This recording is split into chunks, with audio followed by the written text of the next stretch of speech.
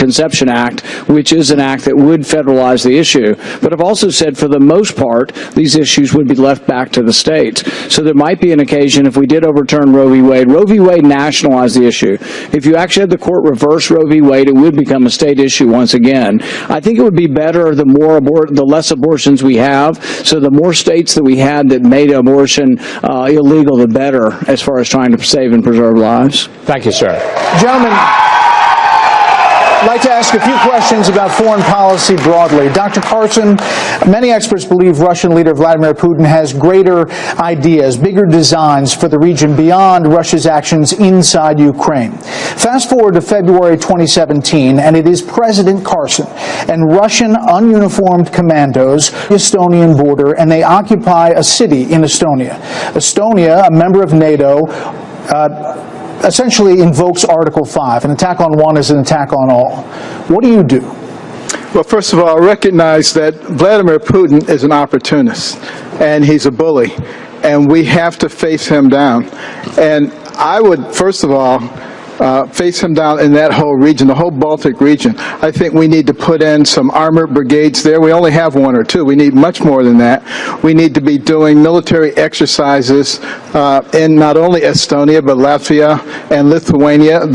They're terrified by the saber rattling. I think we ought to put in our missile defense system. I think we ought to give Ukraine offensive weapons. And I think we ought to fight them on the economic basis, because Putin is a one-horse country, oil and energy, and we ought to fight them on that level. We ought to be helping in terms of the technology for fracking, keeping the price low, quite frankly, because that's what's keeping him contained. So yes, I absolutely would go in if he attacked. I think on Article 5 of NATO, we would definitely protect all of our allies. Gentlemen, you've all said that the Iran nuclear deal is a bad one. Senator Rubio, you're among the candidates who've said that you would tear it up on day one. But as you know, Iran has already received tens of millions of dollars, tens of billions of dollars in this deal, and has quickly reestablished ties economically with Europe. The major concessions, in other words, are up front in this deal. So should you win, by the time you take office, the remaining parts of the deal would be the constraints on Iran. So why blow up those constraints on day one, letting Iran off the hook? Well, let me first describe Iran, because they're not just a normal nation state, and we have no quarrel with the Iranian people. But the Iranian leader, their supreme leader, is a radical Shia cleric who has an apocalyptic vision of the future. He views himself not simply as the leader of Iran, but as the leader of all Muslims, all Shia Muslims on the planet. And they have a desire not simply to conquer the Middle East and to become the dominant power in that region, but ultimately to be able to hold America hostage.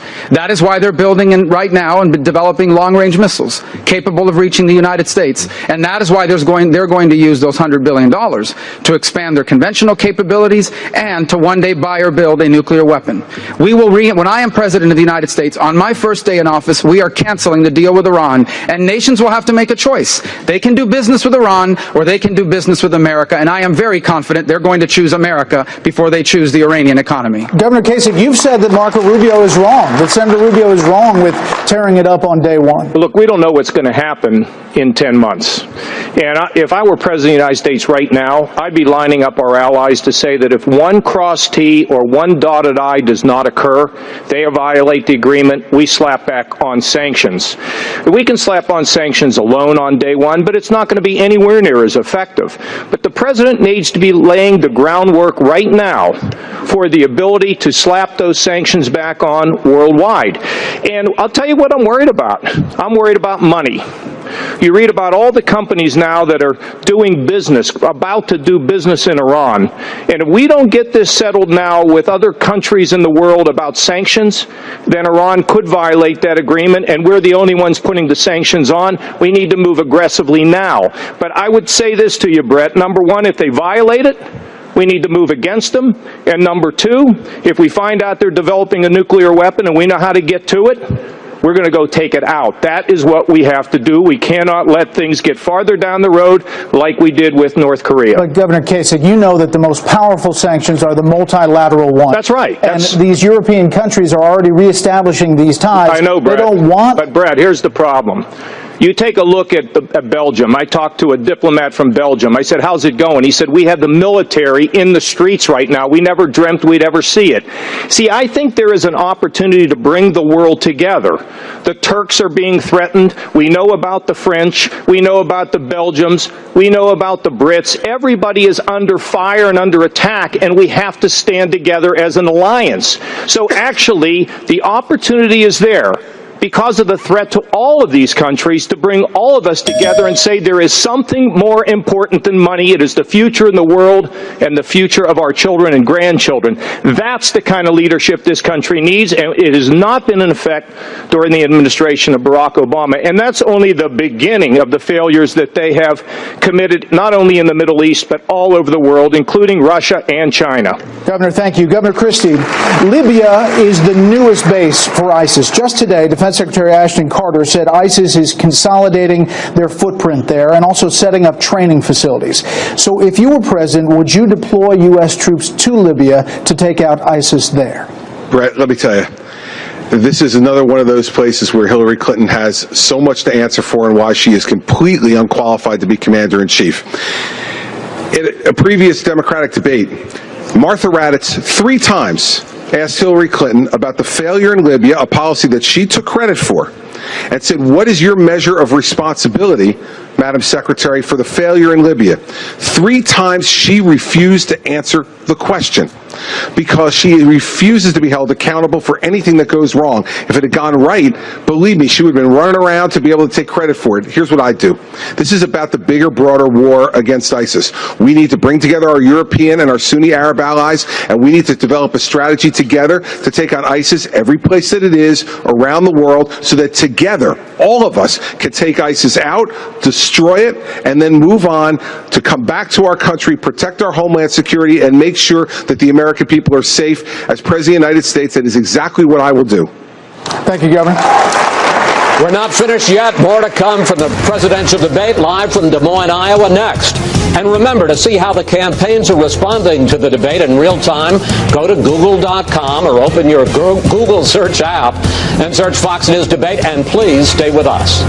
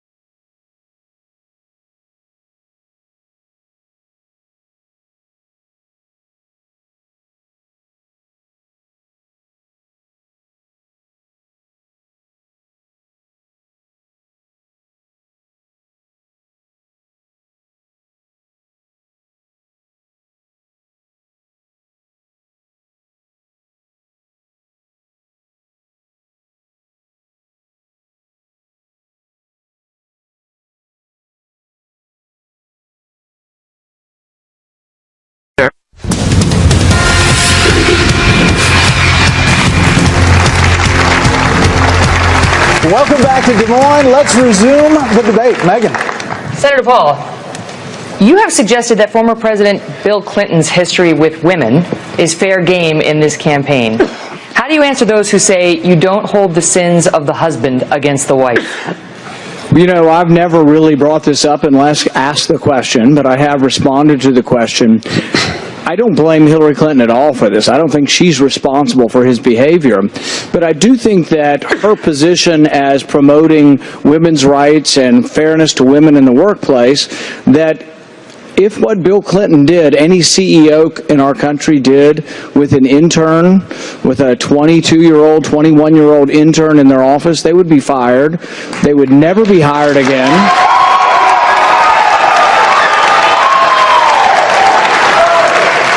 Fired, never hired again, and probably shunned in their community. And the thing is, she can't be a champion of women's rights at the same time she's got this that is always lurking out there, this type of behavior. So it is difficult. Of her husband's. Yeah, but I combine this also with the millions upon millions of dollars they've taken from regimes in the Middle East who treat women like cattle. We have another question from one of YouTube's top creators. Here it is.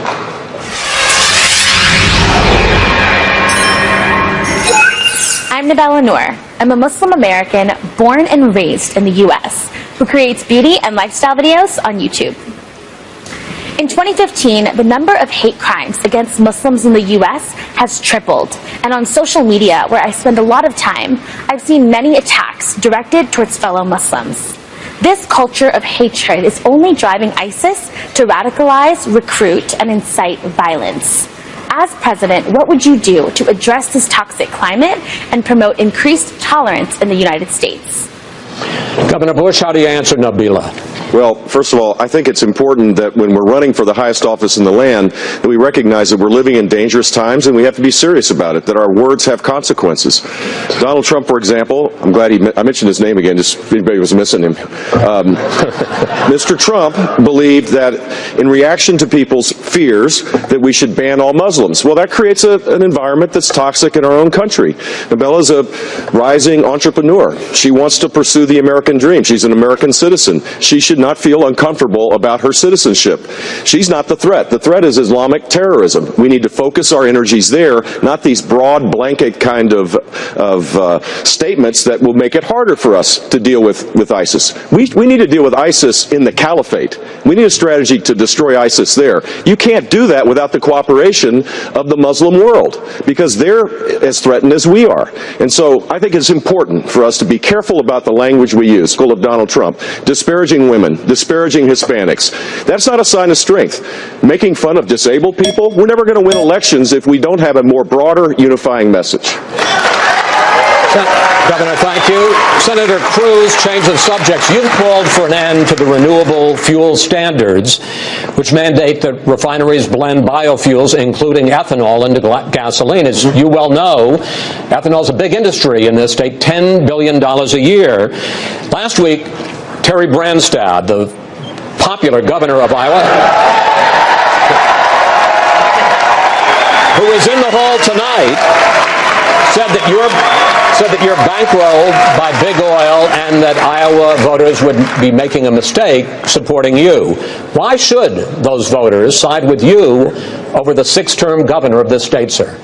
Well, Chris, I'm glad to discuss my views on ethanol and energy. I think God has blessed this country with enormous natural resources, and we should pursue all of the above. We should be developing oil and gas and coal and nuclear and wind and solar and ethanol and biofuels. But I don't believe that Washington should be picking winners and losers, and I think there should be no mandates and no subsidies whatsoever. And indeed, my tax plan that I've introduced, it's available on our website. It's a simple flat tax for everyone. It'll produce enormous economic growth, and it eliminates every mandate, every subsidy, so there's no subsidies for oil and gas, no subsidies for anyone.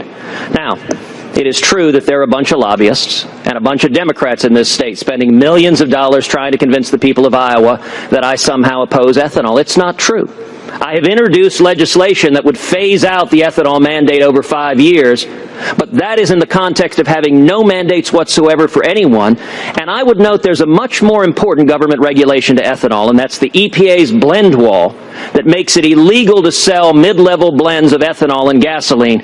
I will tear down the EPA's blend wall, which will enable ethanol to expand its market share by up to 60%, all without mandates, all without any government mandates whatsoever through the marketplace. And I'll note finally, Chris, there is a reason that Iowa's Congressman Steve King, perhaps the fiercest defender of farmers in this state, is chairing my campaign, because he understands that I'm committed to a fair and level playing field for every energy source without lobbyists and without Washington picking winners and losers.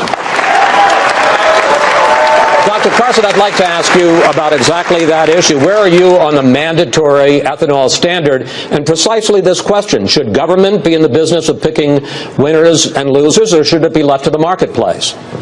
Well, as anyone knows who's been listening to me, I'm very much against the government being involved in every aspect of our lives.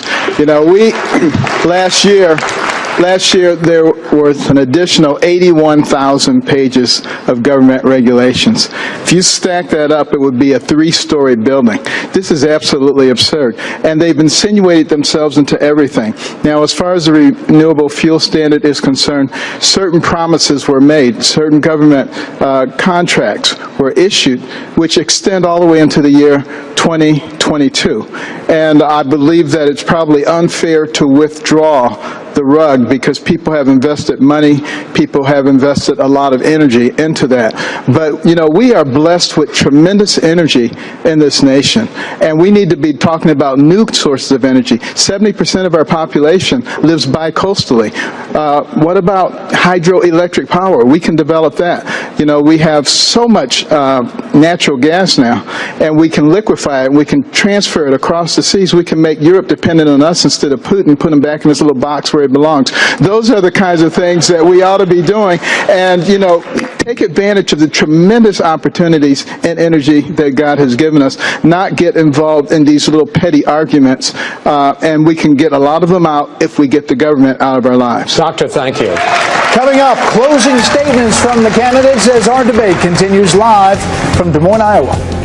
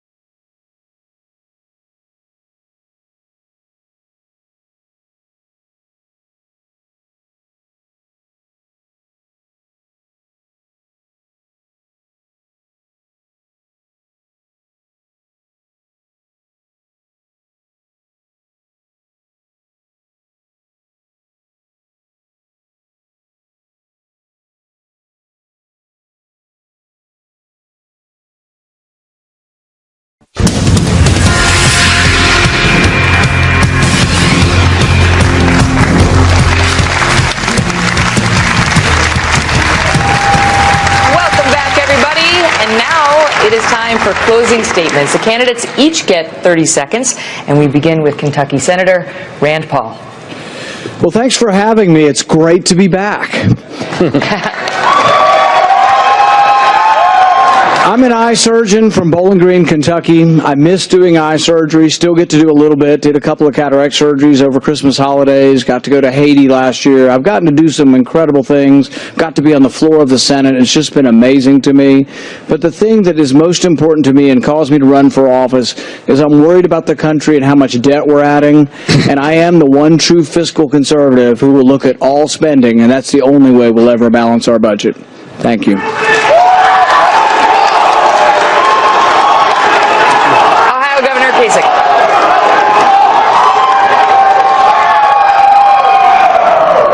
You know, one of our biggest national security issues is the world looks at us sometime and we look at each other and say, why can't we solve problems? I've got news for you. We can. We can, in fact, create jobs and provide job security.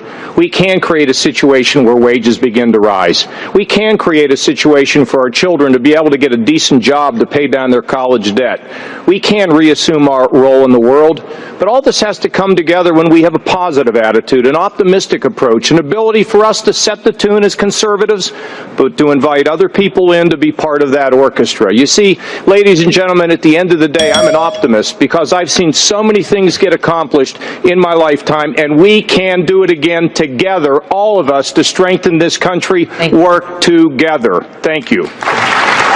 New Jersey Governor Chris Christie. On September 11th, my wife was 2 blocks from the World Trade Center. When those buildings came down, she was trapped in her building, and I didn't hear from her for over 6 hours. We had 3 children, 8, 5, and 1, and I had to confront the possibility of being a single parent. Terrorism in this country scares everyone. And the fact is, we need a commander-in-chief who not only understands how to protect us, but feels in here what it means to face the possibility of loss. I've faced it. I've prosecuted terrorists. I have made the decisions that need to be made as a governor to protect us, and as President of the United States, no one will keep this country safer than I will. Thank you, Governor. Former Florida Governor Jeb Bush. Governor? We desperately need a conservative leader as President of the United States. I have a proven record as governor of the state of Florida as a conservative leader. And I also had detailed plans to fix the mess in Washington, D.C. As president, I will restore and rebuild our military, restore the alliances, and keep us safe. And as our party's nominee, I will defeat Hillary Clinton in November. I ask for your support on the caucuses come Monday night, and I will make you proud as our party's nominee. Thank you very much. Dr. Ben Carson. I want to thank the people of Iowa for being so welcoming to me. Please think of our founding fathers as you listen. We, the people of the United States, in order to form a more perfect union, establish justice, ensure domestic tranquility, provide for the common defense, promote the general welfare, and secure the benefits of liberty to ourselves and our posterity, do ordain and establish this Constitution of the United States of America. Folks, it's not too late. Enough said. Florida Senator Marco Rubio. The Bible commands us to let our light shine on the world. For over 200 years, America's light's been shining on the world, and the world has never been the same again. But now that light is dimming a little after 7 years of Barack Obama. And that's why Monday night, what will happen here in Iowa is so important. I'm asking you for your vote. Caucus for me on Monday night, because if I'm your nominee, I will unite this party and I will defeat Hillary Clinton. And when I'm president, America's light will shine again, and the 21st century will be a new American century. Thank you, Senator. Texas Senator Ted Cruz. Senator? 93 hours. The media noise will soon be over, and it's now for the men and women of Iowa to decide. Our country's in crisis. We're worried the future of our children, and we've been burned over and over again. The central question in this race is trust. Who do you know will kill the terrorists, defend the Constitution, and repeal Obamacare? Who do you know will stop amnesty and secure the borders? Who do you know will defend life, marriage, and religious liberty? Examine our records, pray on it, and I would be honored if you and your family would come caucus for us on Monday night. Gentlemen, thank you all so much for being here tonight. We appreciate it greatly.